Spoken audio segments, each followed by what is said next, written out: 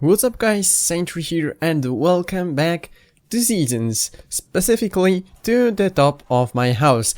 And we are here to do a very important thing. Yes, as you can see by my levels, the live stream took place, the first live stream in the history of my channel took place. And it was wonderful, it was really a fun experience, and there will definitely be more live streams coming in the nearest future. But what we are here to do is to take to the skies for the first time, because we now possess this beautiful pair of wings, Winston Churchill. Okay, that's terrible enough for me. Let's put it on, and let's fly. Oh my goodness, this is wonderful. This gotta be one of the best moments on your survival world. Up there with instant mining stone for the first time, which we obviously did not that long ago actually. Anyways, we can now look at our beautiful, soon-to-be mountain town from the sky. And it looks absolutely gorgeous. I'm incredibly excited for what's to come to this place. I don't think we will get to working on that just yet. I still want to get the scaffolding first. So today we will probably continue the work on our house. We have a lot to do on the interiors. Maybe we will do something with these houses here, because they also need some work on the inside. Anyways, before we actually get to any of that, I want to show you how exactly I got these wings, because it was done, I think, in a quite funny fashion.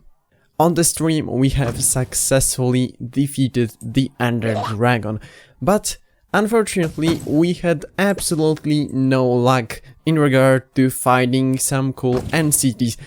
Basically everything I have found was just small, tiny ones.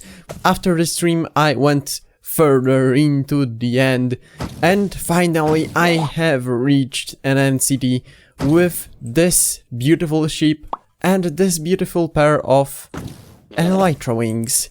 It wasn't easy though, because on my way I have angered an enderman and the bridge to our ship looks like this. Basically there's a 2-block gap here. Yeah, it looks like this, so nothing can no, let's go back. Okay, that was a bad idea to go out there. But I'm here to take this beautiful pair of wings. Here we go. Sky is the limit. Finally! Oh my goodness, I waited so long for this moment. And now, all we need to do is hide it in our ender chest, so it doesn't get lost in the void. And what do you know? I come back after getting an elytra from that end city all the way over there, and I was exploring on the maximum render distance, by the way, 64 chunks, so I can see everything. And I was heading like from this direction and down there, about 1,000 blocks from here, there was the end city that we were in a moment ago. And I knew this end gateway here, that it was here. I passed like there, so I was seeing this, but obviously I didn't go there because I thought, you knowing my luck, I will just go here and there will be nothing here, because, well, the end city that I will get the elytra from can't be too close to my exit from the end dimension. And obviously there was an end city right across this gap right there. And after all these adventures, in the end we've come back to our house, and we will work on it a little bit more in this episode. I finally know what I will be doing, but it's actually been a week since I last was recording, and I gotta admit, I have a problem. I have a massive problem with consistency, and I don't know why that is. I have no idea why that is. I remember last year in the summer, I was able to put out daily videos on my old Polish channel, and now I seem to not be able to make episodes more often than once a week, and I really am clueless why that is. Anyways, I wasn't actually doing nothing in this week. I was actually playing on this world a bit, and now behind that door we have a beautiful bedroom, and I can go to sleep and look at the beautiful memory errors. I have no idea what causes them still. But anyways, yes, this place is, in my opinion, looking absolutely fantastic. I love the details I put here all over the place. I was using some blocks in a way that I never thought I would use before, and I love it. I just love like expanding my ways of building Minecraft? I just love whenever I like discover something new I can do in the game. Like these are cartography tables. This is absolutely fantastic. I had no idea like you could use it like a seamless wood texture with the planks going up, and it is wonderful. Also, here is a small desk with another 2 cartography tables, and it also looks great, like for a drawer or something like that. And if you pay close attention, yes, I was using armor stands here, and this thing right here is, I think, my favorite little detail in the entire house. This is wonderful. You would never be able to do such a thing within completely vanilla Minecraft. This armor stand data pack is absolutely incredible. It allows us to do all sorts of beautiful things like that. And I couldn't be more happy that we have it. Because yeah, if you haven't noticed, this armor stand thing is totally a data pack from Hermitcraft. But yeah, we also have some few other things in this bedroom, like a chandelier, some shelves here, and a fireplace right here. I tried to put it somewhat near the place we have our big chimney at the back, but it's not exactly connected to it. It's just a nice little detail, because obviously in a mansion like that, in the bedroom, you would have a fireplace, because otherwise how would you make this room warm and the endless winter outside? And the last part of this room is this bit of empty space right here, because, well, it's empty because I actually have no idea what to put here. So if you have any ideas, be sure to write them down in the comment section. So anyways, what I want to do today, except for like interior work, I want to finally do some interesting bit of redstone. Here, if we jump down here, you can see I have moved some walls about and cleared this bit of space right here. And what I want to put in here is a super smelter. Well, it won't be like a massive 120 furnace one, but I think I can fit like a 20 furnace array here.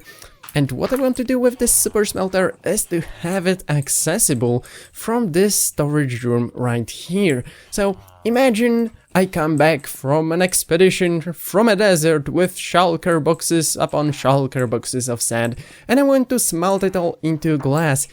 So I want it to be really simple. I just walk up to an input chest, I put all my sand in it, wait a bit, and take all the glass from an output chest right here and put it into the chest with glass. And with that all being said, I think it's time we start the work on our smelter.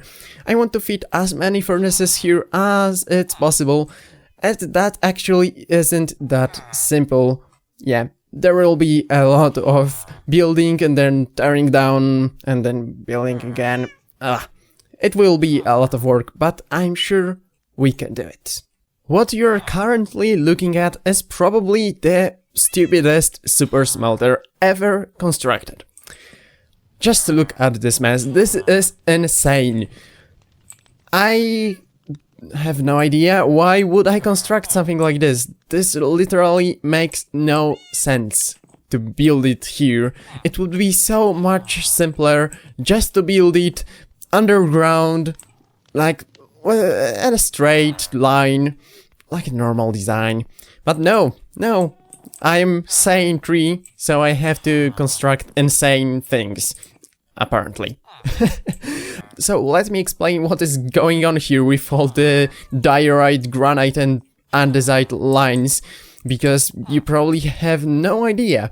So this obviously will be our smelter, and it will be powered by all sorts of rail lines. So here we have our input line that will provide us with all the items that we want to smelt. So here we will have our input chest, and here Hopper Minecraft will take all the items and via this granite line distribute it across all the furnaces. Obviously, to put items to smelt, we need to put it from the top of the furnace, so that's why we have the hoppers here.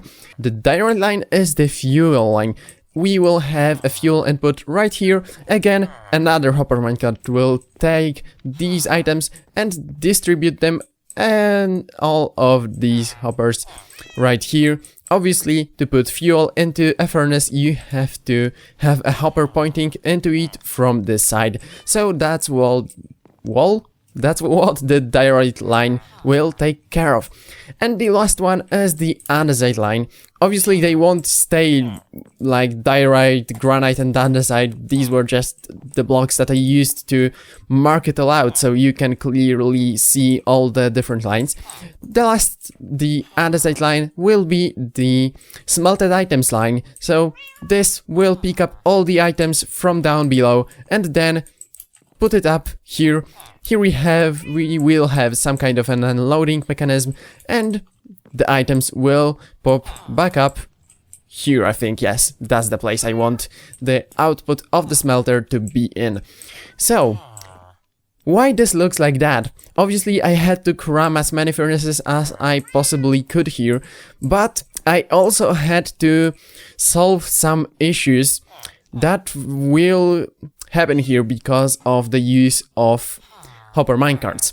So, first of all, we needed to have the corners to not be directly I can speak directly near the hoppers, because I have built these kind of super smelters before, and if a hopper was here directly next to a turning point, then some weird things happen to the minecart, and it can sometimes put more than one item into the hopper, which means that items are getting stuck because we don't get enough fuel, and we have more items than we should in one furnace. So that's why, if you pay attention here, all the turns are separated but by one straight rail, at least one straight rail from the nearest hopper. That's why I couldn't put like more furnaces here, here and here. Also, the other problem that would probably not, we probably wouldn't have this trouble too often, but nonetheless it would happen from time to time, is when the rail lines cross. Obviously, hopper minecarts can pick up items through blocks, and I think, I'm not sure, but I think if we had two lines like this and on this level, so it would be only one block between them, one hopper Minecraft would... Minecraft? Hopper Minecraft. Well, that's a new thing. One hopper minecart would be able to pick the items from the other one above it. I'm not sure if that's the case. Now that I said it out loud, I think I should conduct some tests before I actually did that, but I don't think it would change anything in our design, so it will stay like this and it won't cause any trouble. Like, we are extra safe now with the rails going like they go right now. Our rails are now in place, and this is madness. Look at this place, look at this place, this is crazy. I have no idea why I am doing things like this. But anyway, we are not here to brag about how crazy this is. We are here to do a test if our minecarts do indeed make their way around the system. So, let's maybe start with the fuel line. So, I hope, yeah, okay, it looks good. And now it's coming back. Okay, there are some weird things going on with this minecart, but it works. Yes, it made its way even back to the starting point. So, now the input line. And let's not block the minecart on its way. Okay, it seems to be working, and why did it stop here? It should not do that. Oh, I know. This is a stair block. This is not a full block here. That's why it stopped. Oh no. Oh no, that means... we can probably do a thing like that. Let me get rid of this. And now we need to do this and this. And it should be all working as intended. I hope this doesn't mean that it puts 2 items here in that hopper, but I guess we learn. So, yes, now it does the thing it's supposed to do. So, the last line to test is the fuel... No, the fuel line, it's not the fuel line. It's the output line. So, it starts here. And we should see the minecart here. Unless it stopped. No, it stopped. No, why you do this to me? Why do you stop here? It makes no sense for you to stop here. Oh, come on, really? I understand if this was a full block, but it's not. So it seems to be working now, so that's great. Okay, so with that problem solved, now we can do the final thing for today's episode. So that is actually making the input and output mechanism. So we need to make 2 loading stations for these 2 minecarts here and 1 unloading station for this Minecraft. Why do I keep saying Minecraft instead of minecart? What is wrong with me? Nonetheless, we need to make 2 loading stations and 1 unloading station. And we have to somehow fit all that in this space. So, I guess let's get to work. I've been crawling around the circuitry for so long. There's so many redstone lines going all over the place. And I don't know where the exit is. I think I'm stuck here. So, yeah, the next episodes will be my adventures in the redstone. Or maybe not, because the exit is actually here. But yes, the smelter is done. Ladies and gentlemen, the smelter is done. All the systems work. It's only a matter of finding out if the whole thing works as a smelter. Which we will do in a moment. But first, let me explain what I've actually done here. After definitely too many hours of coming up with redstone solutions for all the problems that we had, and also rearranging some rails because, yeah, I had to make way for these circuits here. I also conducted a test, by the way, and it turns out that the minecarts totally don't suck items from the other minecart on top. I don't know what was I thinking. But anyway, here we have all the circuits. After all these hours, I decided to go with a semi-automatic system, which means that we will have to manually send the minecarts on their way. Here, somewhere up here, there is a lever that turns on this clock. This is an Ito hopper clock, obviously, and we can set an amount of delay that we want here. And what this controls is the launch of our minecarts. We obviously use 2 hopper minecarts here to distribute all the fuel and all the items we want to smelt. But because these minecarts can only store 5 stacks of items, we need to send them on their way a few times. Also, we don't really have a way of checking if the hopper minecarts have something left inside of them, so that's why I decided to turn on the system manually and turn it off after I'm sure that all the items have been successfully distributed. I think I can estimate if that's happened or not. This clock here takes care of exactly that. It sends a pulse every so often to this pulse extender, and this powers the rails in a set amount of time for a short time that actually allows these hopper minecarts to go on their way. The other part of the system is obviously the item collection. So we have our minecart collecting all the items down below and then going up here. Then it lands here, and it's a very simple unloading mechanism. It's like your standard unloader, but slightly rearranged. I had to slightly rearrange the positions because, well, there is not that much space here. So yeah, there is this comparator that detects if there are items flowing through that hopper, and then it sends a signal here, so the rail here gets depowered.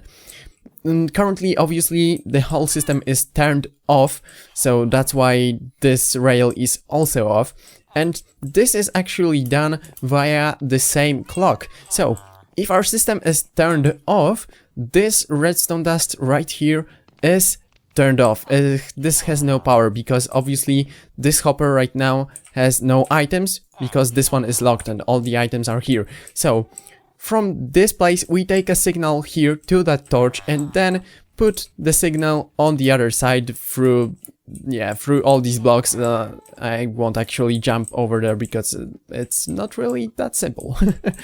But yeah, when our clock is active, this redstone dust is actually powered at almost all times. So that means this torch is turned off and the signal doesn't come all the way to the other side, which then enables, yeah, and that's why I didn't really want to move around this place that much.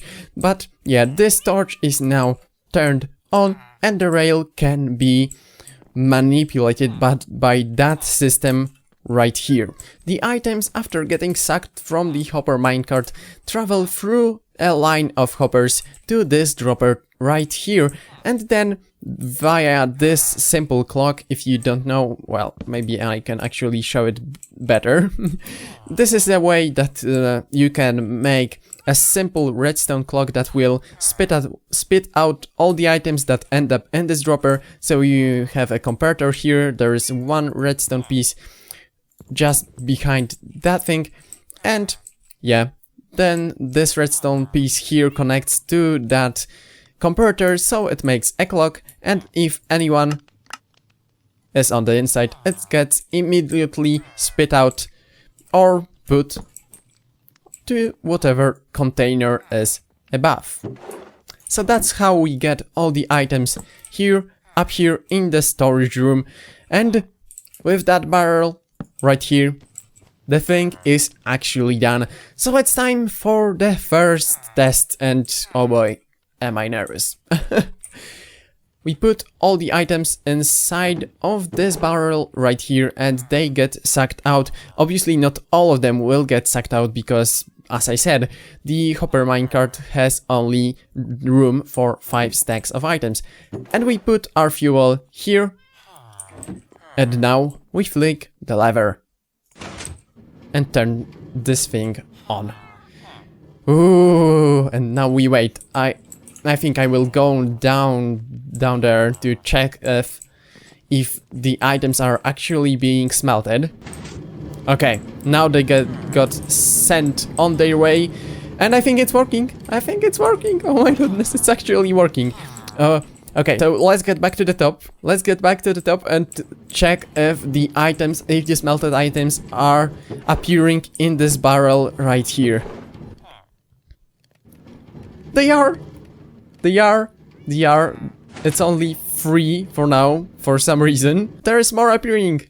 Yes, it works. I'm so glad it works, and look how fast it works. For a smelter of this size and that's crammed in such a tiny bit of space, this is absolutely wonderful. This is fantastic. We now have a functioning smelter in our house, but obviously the smelter is not flawless yet, unfortunately. And one thing that we need to do for sure is change this clock to be a lot faster. I think something like this should work, because the hopper minecarts get sent on their way too rarely, definitely. Like, look at this, there is so much sand left here, but unfortunately we have some bigger problems here. If we look inside these furnaces, there is sand, and that's not really a surprise because the fuel got distributed immediately, but then there wasn't really that much sand that was going inside the furnaces, so yeah, it all just burned out pretty quickly, and then the sand was still arriving. But that's not the point, that's not the biggest problem here. If we look inside, there are varying amounts of sand in the furnaces, and that's really worrying. Unfortunately, this furnace right here, I think it will have to go, because that was spooky. But this furnace right here will have to go, or we will have to rebuild this whole section 1 block higher, because yeah, this is totally getting too many items. Like, this one has 6 and this one has 14, so there is clearly a problem here. As for the other cases, maybe we have less items here because of the powered rails, or maybe it's because there was less fuel going in these furnaces in the middle. I really don't know. I will have to conduct more tests to find out what is wrong. So we have definitely some smelter issues to deal with, but we won't actually do that in today's episode. It was a slightly longer one, but I really wanted to get this thing done, and I think we've actually done a lot today, from the end adventures to this place and to a massive, not really massive, but a complicated smelter down there below that floor. And yeah, this thing is still my favorite. So I hope you didn't mind, it was longer, and if you liked it, then don't forget to leave a like, and if you want to see more of my crazy redstone, then feel free to subscribe to my channel. And remember, there is no such thing as bad creativity. See you next time.